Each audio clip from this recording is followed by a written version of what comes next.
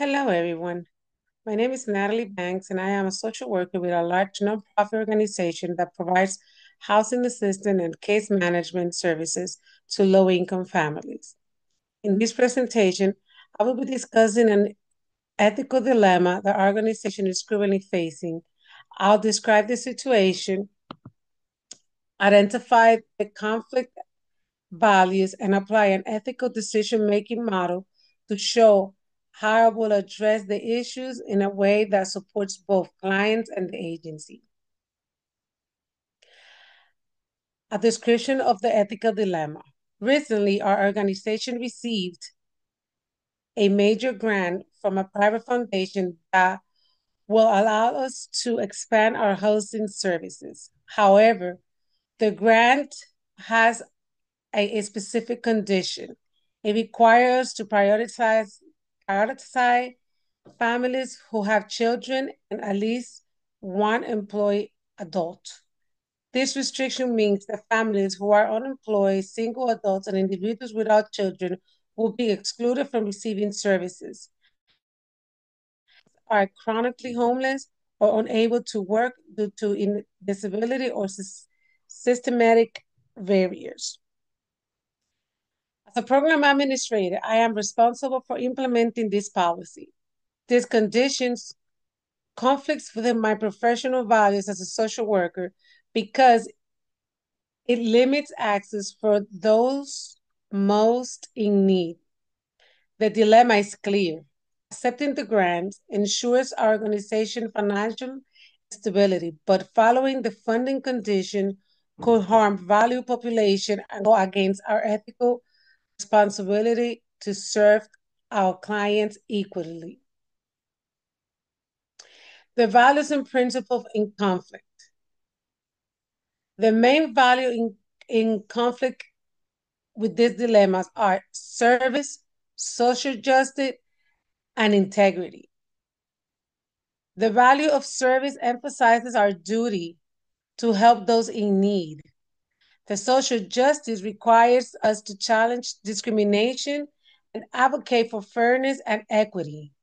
And integrity means acting honestly and upholding ethical standards even under pressure. By prioritizing only certain types of families, we risk violating these values by excluding groups that are already marginalized.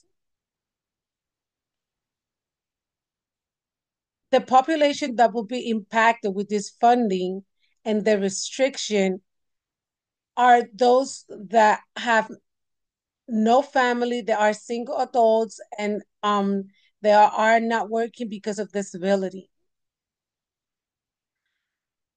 These clients already experience significant barriers to housing stability and employment.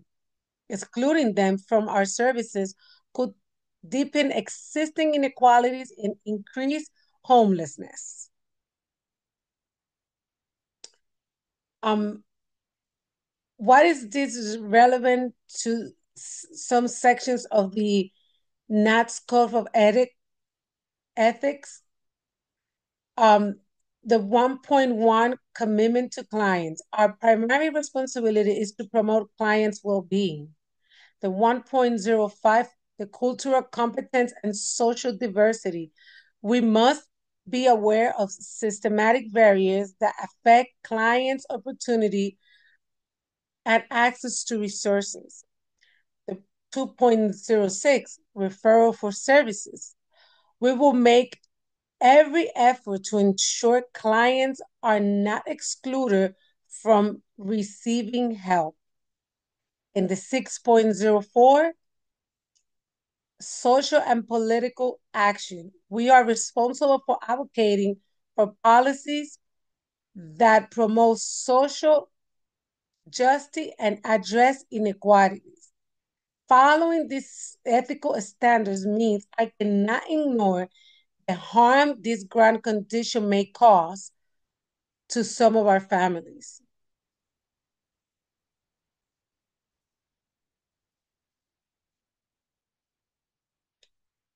The ethical decision maker, Reamer's model. To address this dilemma, I will use the Rimmer's model ethical decision-making model.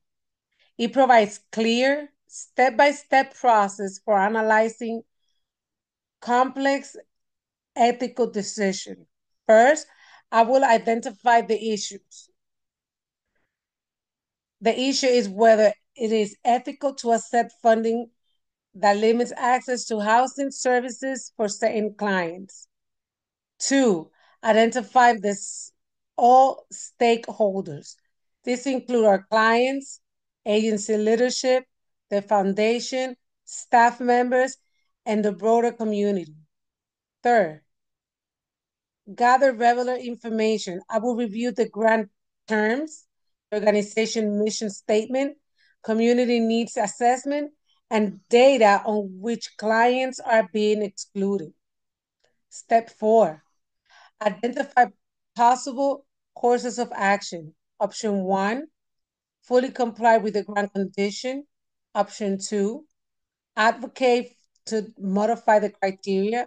Option 3, accept the grant but secure additional funding for excluded clients. Or option 4, decline the grant and maintain full equity in services. Step 5, evaluate the consequences of each option.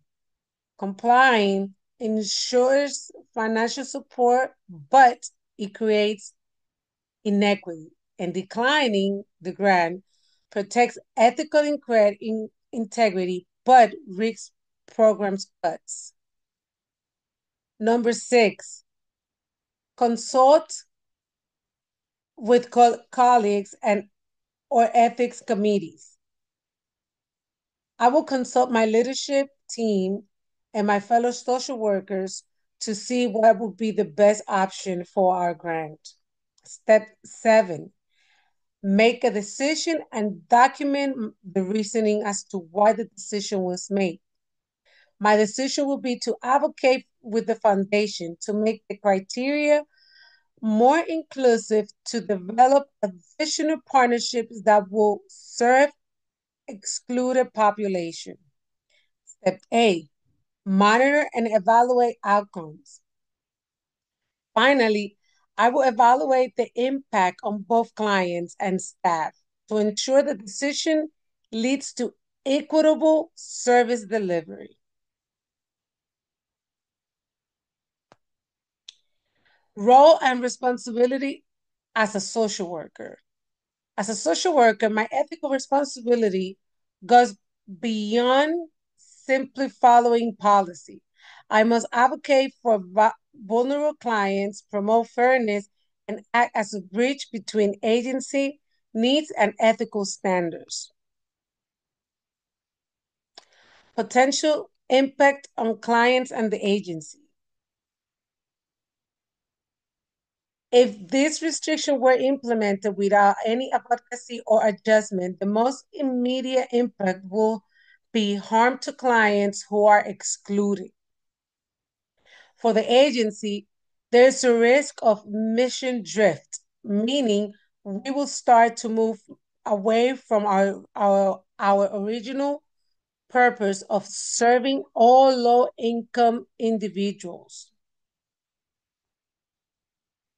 My plan of action includes advocating with the foundation to adjust the criteria, seek partnership with other local agencies that can serve the clients who fall outside the grant guidelines, pursue alternative funding sources for those who will remain excluded, train staff on advocacy and ethical reasoning, communicate transparently with both clients and staff about the situation.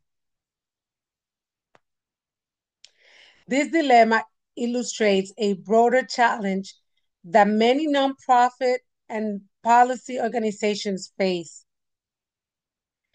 The decision like this not only affect the clients, but also influence on how the organization is viewed by the community.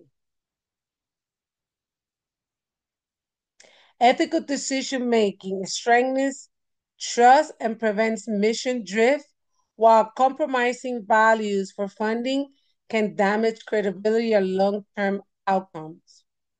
In conclusion, this ethical dilemma challenges us to balance com- competing values, financial necessity, and social justice. By applying an ethical framework like Damer's model, social workers can make thoughtful, transparent decisions that prioritize client well-being and uphold the NAS code of ethics. As a social worker, our role is not just to serve, but also advocate for our clients, ensuring that every decision, policy, and partnership reflects our profession's commitment to dignity, equity, and justice for all. Thank you for your attention. Have a good evening.